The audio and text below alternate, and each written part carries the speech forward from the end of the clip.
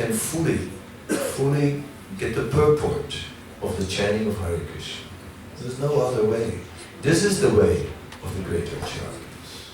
And this is our movement, somehow or other. Therefore, whatever we do in terms of our own bhajan, that is required. Like, here we are in a place kind of dug in, right, in the valley. Kind of, it has that mood of dig yourself in somewhere in between two hills in a valley. And it is that mood of this place facilitates introspection. It facilitates going inwards. It facilitates dealing with our own impurity. And that is good. We need to. We need to take time to get absorbed. We need to take time to just put everything aside and to leave the passion of the world that we usually are caught up in and just spend our time chanting the holy name. And then when we become surcharged, the full purport of that will not be revealed here. It will only be revealed if we take the fruits from here into the world and bring that to the people of the world. Then somehow or other, the transformation comes about. Then the change of heart. There's a chapter in Bhagavatam called Change of Heart. And this change of heart is what is required. Rupa Goswami speaks about the jaundice patient in his Upadeshamrita, and says that due to all the bile in his system, even when he tastes sugar, it doesn't taste sweet. So much bile in the system. And then gradually, but sugar candy is the medicine. One has to soak it in water and then drink this sugar syrup. I've had jaundice in India, I drank lots of it. So that is supposed to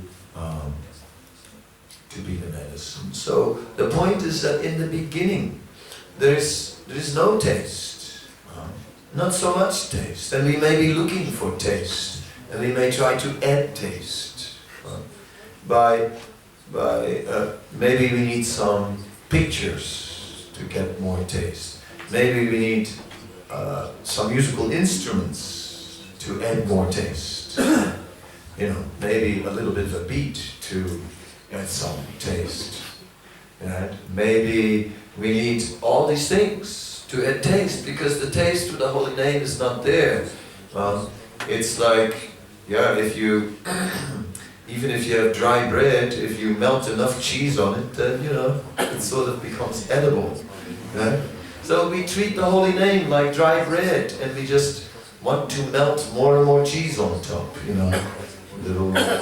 little saxophone, little this, little that, somehow or other.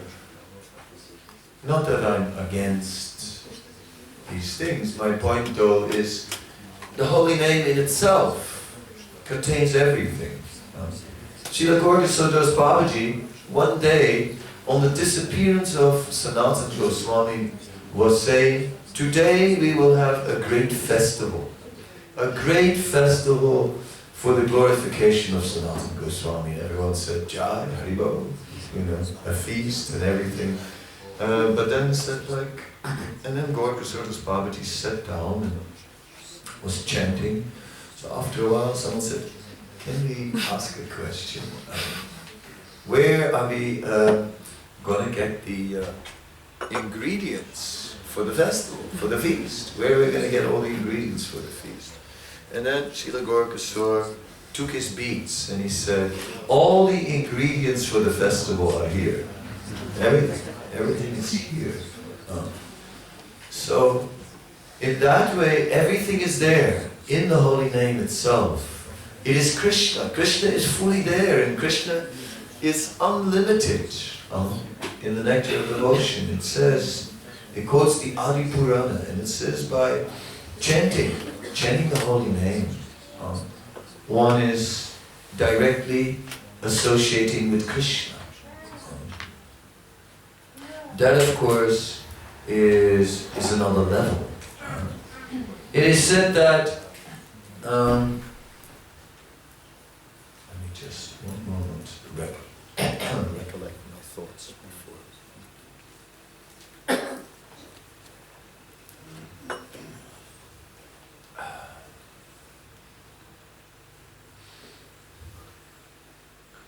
In the Murari Gupta is describing in his Kadacha how the elders of Sri Chaitanya Mahaprabhu all went to Navadvip before the appearance of the Lord. They all had some excuse, some external reason why they went there. One went because Navadvip is a place of learning, another one went because there was an ancestral home there. You know, if you don't pay attention to such property, someone may snatch it. And so they had all external reasons to go. But the real reason why they went is because Navadvip Dham is the spiritual world. And then all these personalities just became ecstatic. Yes, they became ecstatic. And it is said that Gopinath Acharya began to chant the holy name of the Lord, just in japa. And by chanting the holy name, he created a great festival. And he danced to the music of the holy name. He was chanting japa. And it is in the same way described that Sri Chaitanya Mahaprabhu, when he was on the Godavari river, just before meeting Ramananda Roy, it is said that Sri Chaitanya Mahaprabhu would perform his morning sadhana all by himself, of chanting and dancing. So can you imagine just chanting and dancing by yourself as a regular morning sadhana? I mean, I don't know if we do that. We sit and sort of chant japa and yawn a little, and after a while we walk up and down to stay awake, then talk to someone, quickly look at the phone, or go outside, get some fresh air, or for a walk in the forest to look at the deers and while chanting the holy name. But chanting and dancing all by ourselves, did we ever think of it? Did we ever think of it? Some people maybe. I believe it. But it is amazing, chanting and dancing all by ourselves, because it's a sign of ecstatic chanting. It is a sign that the ecstasy of the chanting just overwhelmed Sri Chaitanya. So this kind of chanting is not just done by a sadhana. This kind of chanting one cannot just do by saying, okay, today I'm going to sit down and I'm going to chant the holy name with a lot of dedication. No, such kind of chanting is only possible if one has followed the ways of the great Vaishnavas, and in that way one has pleased the Lord, and if one has become merciful. Merciful. Chanting goes hand in hand with mercy. The chanting is mercy. It is in the Bhagavatam, it is described how the Ganga came into the universe. And Lord Vamanadev, he took his 2 steps, and then in the second step with his toe he cracked the shell of the universe, and a drop of the causal ocean came into the universe. Then that drop was falling down, and of course, you know, I mean, it's a drop of the causal ocean, it's the Ganga, it came down.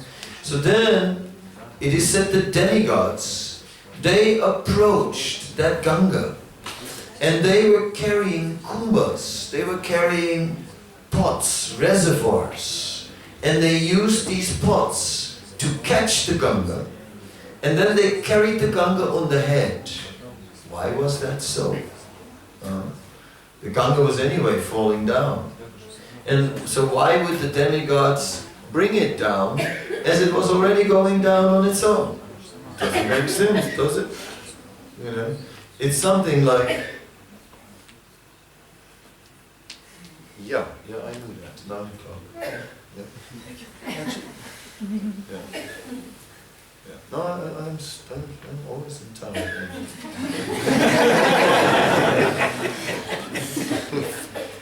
I hate such notes.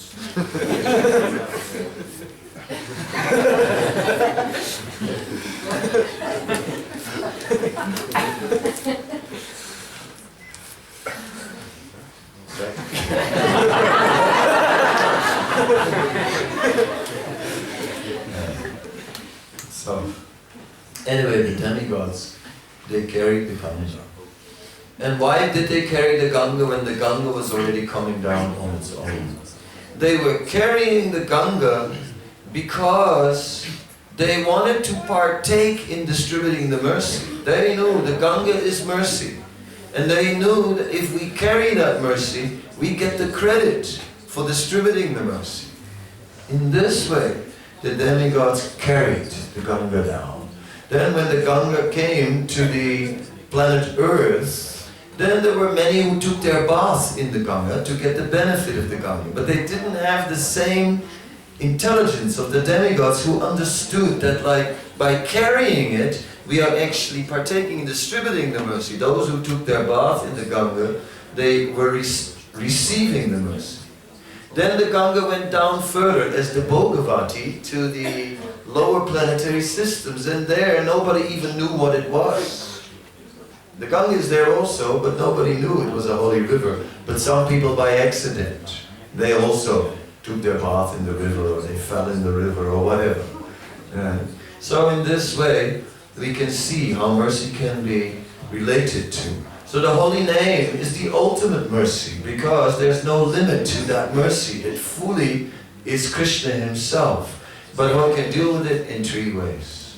Just like one can carry that mercy and bring it into the direction where it wants to go, flooding everything, and one can partake in that, as the demigods did. Or one can take his bath in it, in that mercy, and get purified by it. Or one doesn't even know about the Hare Krishna Maha Mantra, but accidentally one is purified by the chanting, just by good fortune. So in this way, it is possible. Now I have 6 minutes.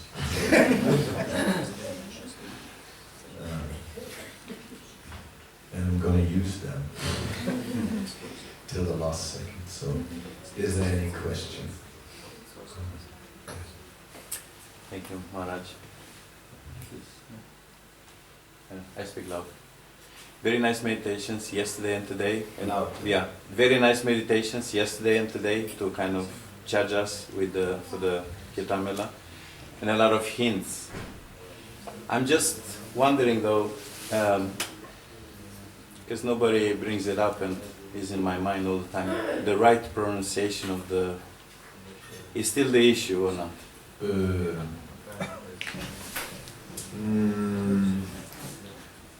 The question is whether the right pronunciation of the holy name is the issue. No, it doesn't matter. It says in the Chaitanya Charitamrita whether you pronounce the name properly or not. In Adi Lila chapter 8. Whether you pronounce properly or not, if the intention is there to pronounce it properly, that's sufficient.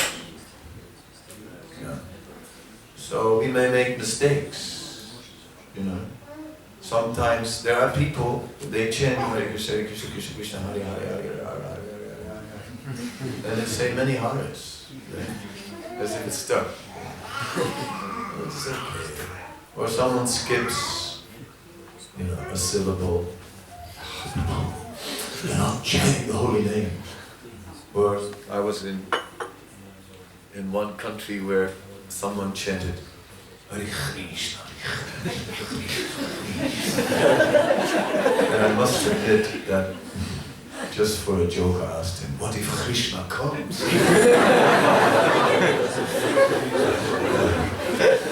But no, even if you chant Krishna and you mean Krishna, Krishna. Just the intention. But we should try to pronounce the name nicely. Any other questions? Juste un commentaire. On peut chanter avec Prabhupada. Prabhupada chante déjà. On peut chanter avec le texte de Prabhupada. Comme ça, on va écouter la prononciation. Can we chant along with the tape of Prabhupada so that we can hear the pronunciation of the holy name? Yes, we can, definitely, but not too loud. If you put it so loud that you can only hear Prabhupada, you can't hear yourself anymore. And meanwhile, Prabhupada is chanting.